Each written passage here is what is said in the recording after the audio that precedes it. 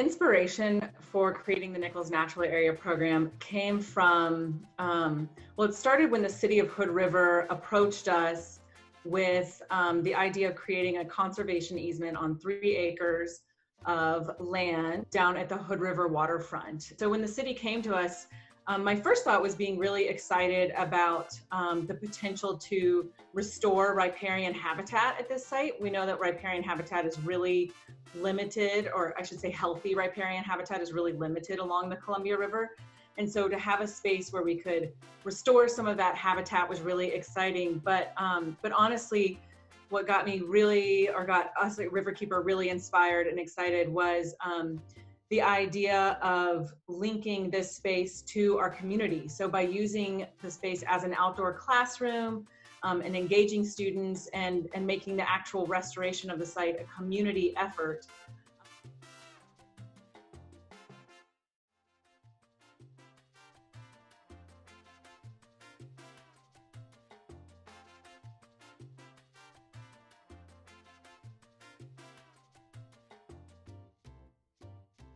The Nichols Natural Area project is the restoration of this place that once was really highly contaminated, and now it's been restored.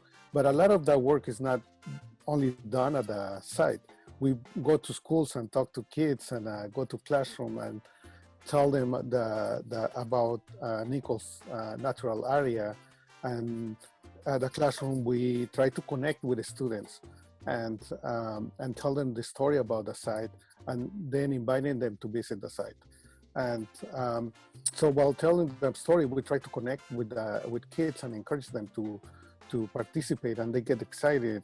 And in my case, also I want to connect with the Latino kids, with the Latino community, and they get really impressed that they see somebody that looks like them is in front of the classroom and talking to them about this interesting project. And it's something new for them that they got really excited. It's a place where anyone can be a scientist, regardless of your race, your gender, your socioeconomic status, your educational background. You know, there are different ways for everyone to engage with this place. We can all be scientists, we can all be students, and we can also connect and all make these really visible changes in the community. So by, having a place that is right here, really it's the front door of our community. It's right in a really central place where, people who are planting trees are quite literally putting down roots, in the community. And we don't really care about something unless we have a connection to it. And so having a space where students can come down and, learn about monitoring water quality, or, work with Ubaldo and learn how to make observations and be a scientist. These are all ways that they, are really connecting to this place. And then as students and community members, over time, get to watch the changes happening and get to watch, the tree that they planted grow and feel this sense of ownership and connection to it. And I think something that makes it really usable for teachers is that it is, right here, really accessible. It's really interesting to see how the community takes ownership of the project and what they do. I have a really interesting experience with a kid. Lori might remember this. A kid came over running back to us after a planting party, and he started telling us that he named all the trees, and he was naming plants. So, and one of the interesting things of this is that people are really connecting themselves with the site and the importance of restoring our natural habitat and naming those trees, and coming families planting a tree that in years to come, they're gonna come back to the place and see the tree that they planted as a family is growing and being part of this restored habitat where is going to be a lot of wildlife and on this small area, the ecosystem they're building, and they're going to be part of that, remembering that they were part of the beginning, they plant a tree, they plant a plant, and it was done as a family. It's just incredible to go down and visit the site now and remember that just a couple of years ago, or a few years ago, the cottonwood trees were literally bare sticks, cuttings from other trees that we stuck into the ground. And now those trees have just exploded in growth and are, taller than any of us. When we talk about measuring trees with students, we're having to get really creative with how to measure them. They're so high, and it's just incredible to remember, basically this gravel pit that is now just teeming with life. And so that has been really exciting.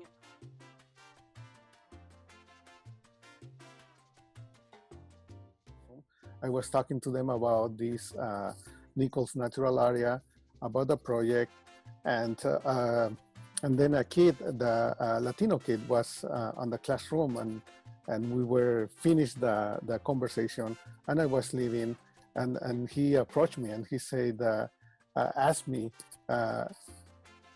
that if I speak Spanish, and then I say, yes, I do speak Spanish. And he just, with a big smile, he said, I knew it.